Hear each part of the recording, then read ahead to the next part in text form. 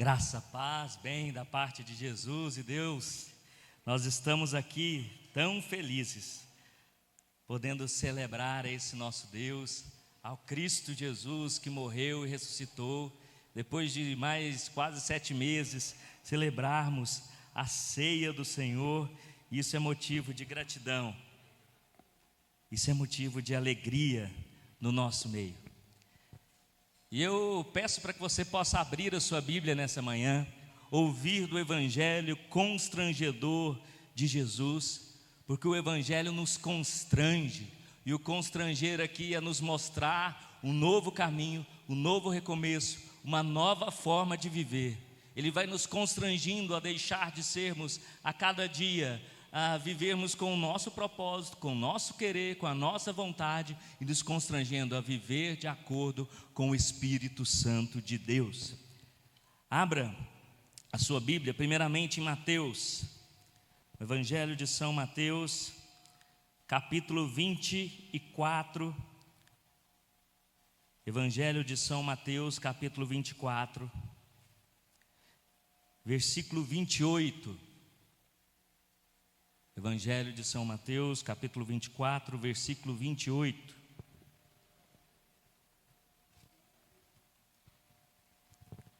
E esse versículo diz assim: onde estiver o cadáver, ali se ajuntarão os abutres.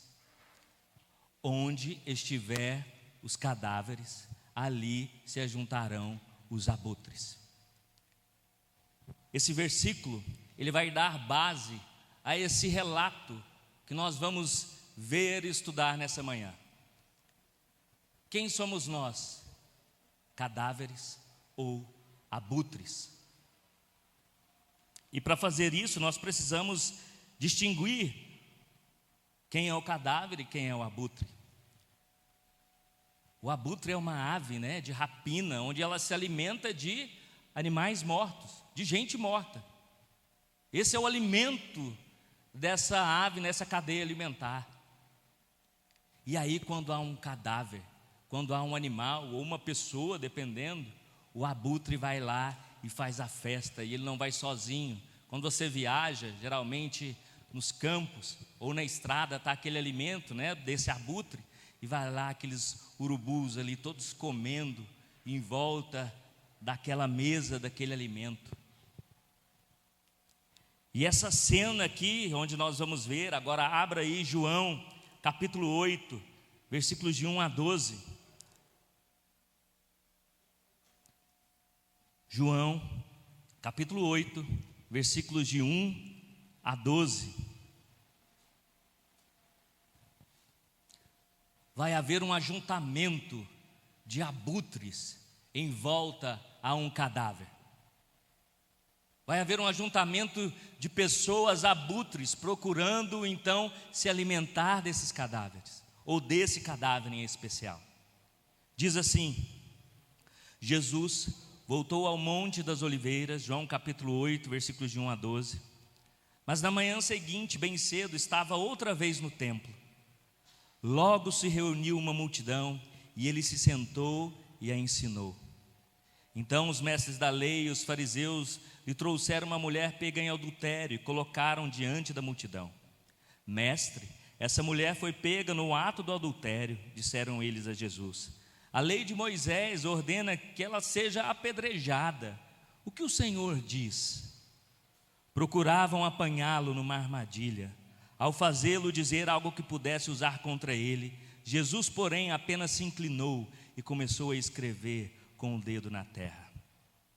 Eles continuaram a exigir uma resposta, de modo que ele se levantou e disse: aquele de vocês que nunca pecou, atire a primeira pedra.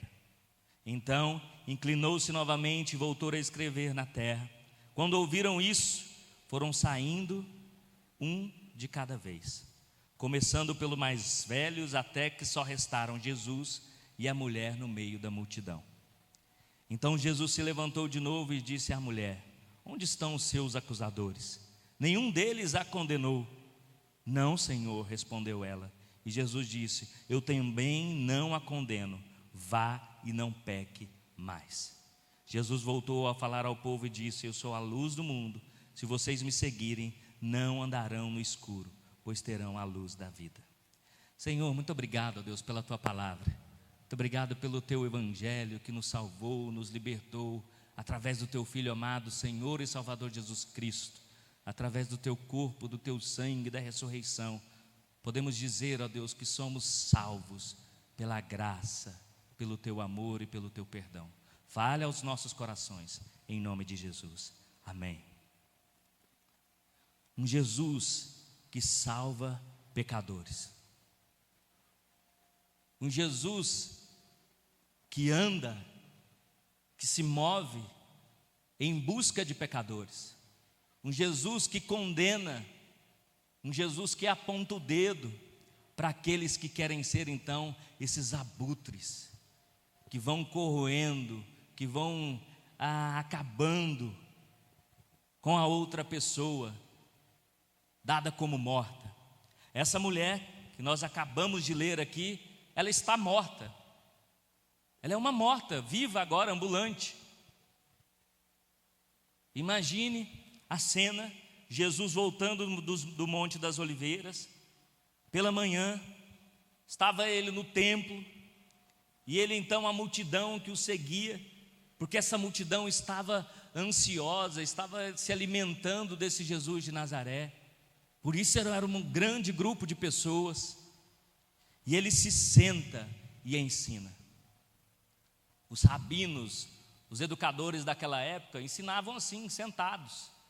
Então Jesus sentou juntamente com os seus discípulos, com aquela multidão, ensinando quem ele era, como ele agia, como eu e você devemos agir em determinadas situações. É um Jesus que ensina. Mas aí vem os mestres da lei, os abutres. Aí vem aqueles religiosos que estão acima de tudo e de todos, e eles querem pegar Jesus. Eles pegam então o cadáver, aquela mulher morta, com a cabeça então abaixada, trazendo então aquela mulher que foi pega em adultério, pega no ato mesmo. Não tinha como ela negar, não tinha jeito de falar: olha, não fui eu. Ontem, ouvindo um relato de um irmão, falando de um pastor lá no sul, que começou então a aconselhar uma irmã e tal, e aí ele começou a se aproximar demais, e aí a comunidade lá começou a achar um pouco estranho, e esse pastor casado, logicamente, e aí, olha, está muito estranho, pastor. E ele: não, em nome de Jesus, não tem nada. Pela segunda vez também abordaram ele: não, em nome de Jesus, não tem nada. E aí conseguiram provas e chegaram nele: olha, em nome de Jesus, não foi. E aí eles colocaram a prova à mesa e ele: não tem como negar, me perdoe. E aí, infelizmente, esse pastor não conseguiu se recuperar. Mas essa mulher então, ela está ali, morta, não tinha como negar que ela foi pega. E aqui é a festa do tabernáculo. A festa do tabernáculo era uma festa muito alegre junto ao povo de Israel. Era uma festa que celebrava o povo judeu durante esses períodos, os 40 anos no deserto, que iam tabernaculando, né, com a presença do Deus no tabernáculo.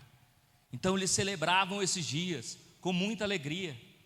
E provavelmente nesses dias de alegria, essa mulher então traiu o seu marido. Há também na lei de Israel que deveria ser apedrejada aquela mulher que era uma noiva e ela trai o seu noivo. Essa deveria ser apedrejada. Mas aqui foi colocado que ela era uma adúltera, então provavelmente ela era sim casada. Porque a lei de Israel, dos judeus, dizem: olha, aquela que adulterar ou aquele que adulterar vai ser o quê? Morto. Então não importava a forma como a pessoa deveria morrer, mas ela deveria morrer pela lei de Moisés. E dentro do contexto também, nós temos na lei de Israel, né, os contextos da lei moral. Olha, você vai ver na Bíblia, olha lá, todo o Antigo Testamento, como se deve viver o homem ou a mulher, como a sociedade deve viver moralmente, como você deve agir com o outro, o que acontece se você pisar na bola. Havia também uma lei sacerdotal, a lei religiosa, como que os sacerdotes deveriam agir, como que deveria então ser colocado então todos os rituais religiosos. E havia também a lei no contexto jurídico, da punição. Se você fizer isso, tal coisa vai acontecer. Aquele contexto político, do ser social, onde o indivíduo vai então sofrer as consequências. E aqui esses mestres da lei, esses abutres, eles não estavam preocupados com o pecado daquela mulher, eles não estavam preocupados, a lei está sendo transgredida, e é por isso que nós estamos trazendo ela aqui, Jesus. Eles estavam querendo pegar Jesus, eles estavam querendo desafiar o mestre. Olha, vamos então pegar esse Jesus agora que se diz mestre. E aí Jesus, na linguagem popular hoje, ele estava naquela sinuca de bico. E agora, o que ele vai fazer? Porque qual o grande problema dessa situação aqui, dessa cena? Esses homens estão colocando diante de Jesus um problema: a mulher, o cadáver. Mestre, e olha que pessoas ou religiosos mesquinhos, que homens maus. Olha, mestre, querendo pegar Jesus e o coração deles totalmente corroídos. Essa mulher foi pega no adultério, disseram eles. A lei de Moisés ordena que ela seja apedrejada. O que o Senhor diz? Aí que vem a sinuca de bico aqui de Jesus. Se ele fala, olha, apedreja essa mulher, podem fazer isso. E aí, ele vai ser colocado ali para a multidão. Peraí, mas esse não é o discurso de Jesus? E ele também vai ser colocado à prova. Mas peraí, o mestre está fazendo então que a lei não seja cumprida? E um outro problema também: Roma apoderou-se para si um aspecto nessa situação. Os judeus não mais poderiam condenar alguém à morte. A pena de morte ficou proibida. Os romanos proibiram os judeus de fazer isso, a não ser que acontecesse algo em relação ao templo. Então, quando eles indagam a Jesus a essa questão, eles falam: olha, se ele falar que é para apedrejar, ele vai ser levado contra essa multidão, que não vai crer nesse Jesus, que tem um discurso e fala outra coisa. E se ele manda matar, ele vai contra os romanos, ou contra o Império Romano, que diz que não pode, os judeus não têm prerrogativa para mandar matar. Então esses homens colocaram Jesus contra a própria lei de Moisés, contra o povo e contra o Império Romano, contra as leis romanas. Versículo 6: procuravam apanhá-lo numa armadilha, ao fazê-lo dizer algo que pudessem usar contra ele. Jesus, porém, apenas se inclinou e começou a escrever com um dedo na terra. Imagine nosso Jesus de Nazaré, tão sábio, que nos constrange. Numa situação dessa, ele se abaixa e começa a escrever. Nós não sabemos o que ele estava escrevendo nesse momento. Aqui não há um relato de que ele colocou. Ao fazê-lo dizer algo que pudesse usar contra ele, Jesus, porém, apenas se inclinou e começou a escrever com o dedo na terra. Eles continuaram a exigir uma resposta, de modo que ele se levantou e disse: aquele de vocês que nunca pecou, atire a primeira pedra. Olha, eu sei o que é pecado. O que a lei de Moisés diz? Apedreja. Ok. Mas aí ele vai para uma outra saída. Ele coloca então esses abutres, esses religiosos em xeque. Aquele de vocês que nunca pecou, atire a primeira pedra. Então inclinou-se novamente e voltou a escrever na terra. Lembra de um episódio no Antigo Testamento, onde uma grande mão aparece escrevendo na parede, e ela fala para o rei Belsassar, ou escreve para o rei Belsassar, né? E depois o profeta vai desvendar essa escrita, e diz mais ou menos assim: olha, Belsassar, sua vida, o seu reino foi colocado na balança e deu ruim para você, deu ruim. Seu coração aí, a sua vida não agrada a Deus, e Deus tem um juízo para você. Aqui, as pessoas, esses fariseus, provavelmente quando Jesus vai escrevendo, eles vão lembrando daquela sentença, o próprio Deus sentenciando aqueles homens, colocando: olha, e aí? Porque o adultério ganha uma outra dimensão, não é mais o ato prático daquela cena, do ocorrido, mas somente do pensar. Olha, se vocês já pensaram em fazer algo como essa mulher, vocês já são como elas. Os abutres estão loucos para comer aqueles que estão mortos. Aqueles homens, eles vieram como testemunhas, e nessa cena aqui, nessa situação, era eles que deveriam atacar a pedra, porque as testemunhas que deviam apedrejar, e eles eram as testemunhas.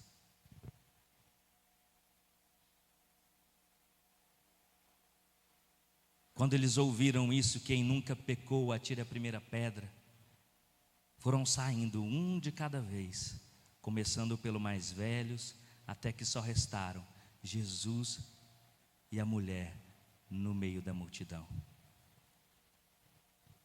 Os abutres escutaram de Jesus: olha, sim, a lei de Moisés deve apedrejar, mas eu não estou aqui para ser o juiz que vai condenar. Eu estou aqui para restaurar, para perdoar. Eu não estou aqui para legitimar pecado.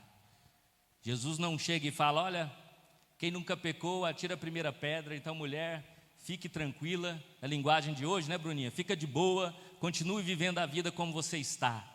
Não.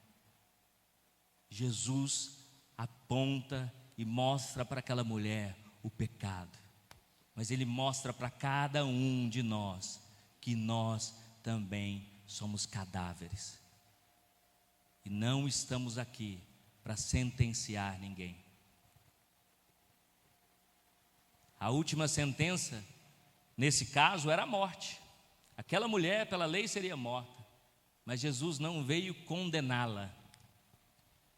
Versículo 10, repare bem: então Jesus se levantou de novo e disse à mulher: onde estão os teus acusadores? Nenhum deles a condenou. Mulher, eu sou o único que pode condená-la, porque eu sou o próprio Deus, eu não tenho pecado nenhum. Se alguém pode atacar a primeira pedra, sou eu. Esses homens foram embora.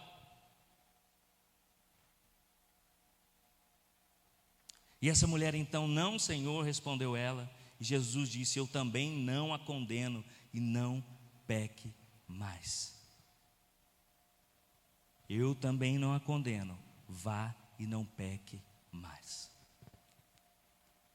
O nosso justo juiz, ele sabe quem nós somos. Nós somos como essa mulher, pecadora. Nós não somos nada. Nós somos envergonhados dia após dia pelos nossos pecados. Mas Jesus está dizendo: eu também não te condeno, Bruno. eu sei quem você é, eu sei quem você fez, mas eu estou aqui para mostrar que eu não vim abolir a lei. A lei, ela serve para mostrar o seu erro, mas eu vim aqui para mostrar que a graça superabundou a lei.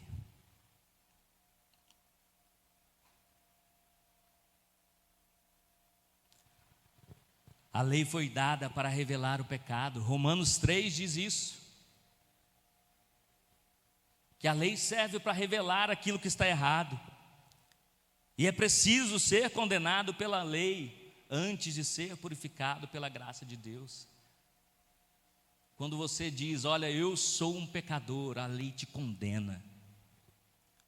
É impossível ter graça sem antes existir a lei.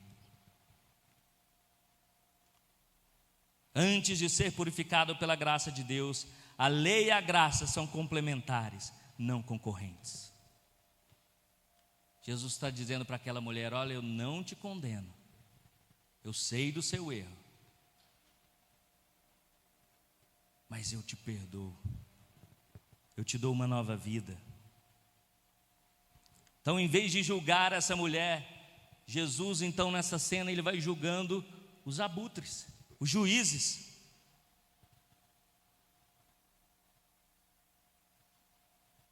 E ele fica indignado, porque ele sabe que aqueles homens são tão podres como aquela mulher.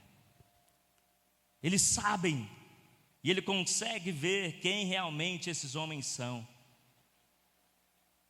E nessa cena tão linda, eu gostaria de destacar alguns pontos aqui. Eu também não a condeno, vá. Ele não manda ela fazer algum relatório, ou algo absurdo, ou não, você vai passar por tal determinada coisa. Ele simplesmente, olha, vá.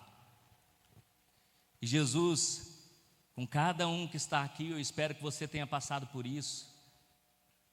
Esse homem e essa mulher mortos no espírito do pecado, que Jesus tenha te perdoado, te libertado e dito, vá. Vá embora. Mas e se eu cair de novo? E se eu pecar de novo? Jesus disse, olha, vá. Quantas vezes ele diz para nós perdoarmos o nosso irmão? 7 vezes? Não, 70 vezes 7. Quer dizer, infinitamente. E Jesus diz, olha, vá. Eu vou te perdoar. Só que ele deixa uma outra palavrinha tão importante. E não peque mais. Aqui está a grande chave. Bruno, se você cair, eu te perdoo, mas não peque mais. Lute dia após dia, semana a semana, ano após ano, vida até a sua morte. Não peque mais. Jesus não passou a cabeça naquela mulher e falou, olha, tudo bem, vai lá, vive essa vida de uma total libertinagem. Não, ele sabia quem ela era, demonstrou o seu amor, disse, olha, vá, vai viver a sua vida, mas não peque mais. Nós, como igreja de Deus, nós devemos olhar para nós mesmos, antes de olhar para pecadores que estão como essa situação, mortos espiritualmente, moralmente, e dizer, Senhor, restaura essa vida que está em pecado, que vive dessa maneira, que é uma vida morta, um paradoxo, né? Uma vida morta. Senhor, tenha misericórdia, lança o teu amor, nesse evangelho constrangedor, lança o teu perdão.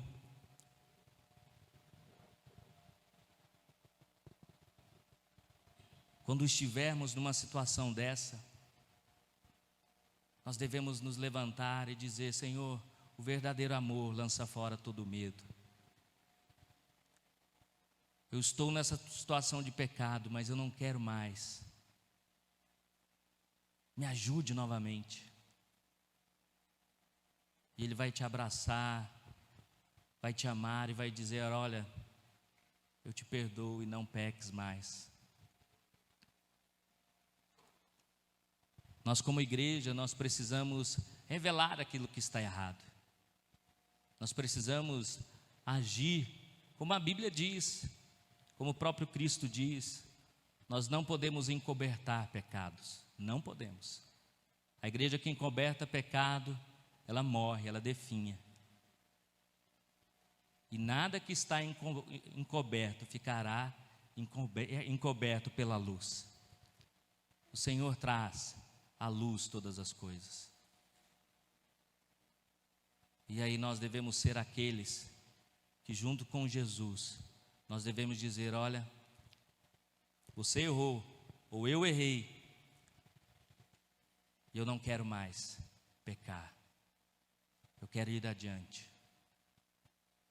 E aí nós não vamos levar sobre nós o juízo, porque se nós atacarmos a pedra, nós seremos aqueles que serão apedrejados depois. Mas a graça nos alcançou. E no Evangelho constrangedor de Cristo Jesus, nós estamos aqui para apontar a Jesus Cristo, para sermos sal, para sermos luz do mundo, para mostrar para aqueles que são abutres, ou que são cadáveres, como eu e você já foi, ou de repente como você está sendo agora, um cadáver totalmente envergonhado com seu pecado. Nós queremos dizer: nós pecamos também, somos pecadores. Largue essa vida de pecado, vá e não peques mais. Jesus voltou a falar ao povo e disse: eu sou a luz do mundo. Se vocês me seguirem, não andarão no escuro, pois terão a luz da vida. Novamente, vá. E se eu pecar, fique tranquilo, porque Ele diz: eu sou a luz do mundo. Se vocês seguirem comigo, não andarão no escuro. Não mais serão cadáveres à beira do caminho, mas serão homens e mulheres transformados, revelados pelo nosso Deus. Luz que traz vida por meio da Tua palavra, por meio do Teu exemplo, por meio do Teu testemunho. Que possamos ser então esses homens e essas mulheres que apontam Jesus, que perdoa, que veio para salvar e dar vida àqueles que já estavam mortos. Aqueles que apontam um novo caminho e um novo recomeço. Aqueles que sabem o que é errado e mostram o que é certo, mas agem de acordo como Cristo agiu. Cadáveres e não abutres. Amém? Te convido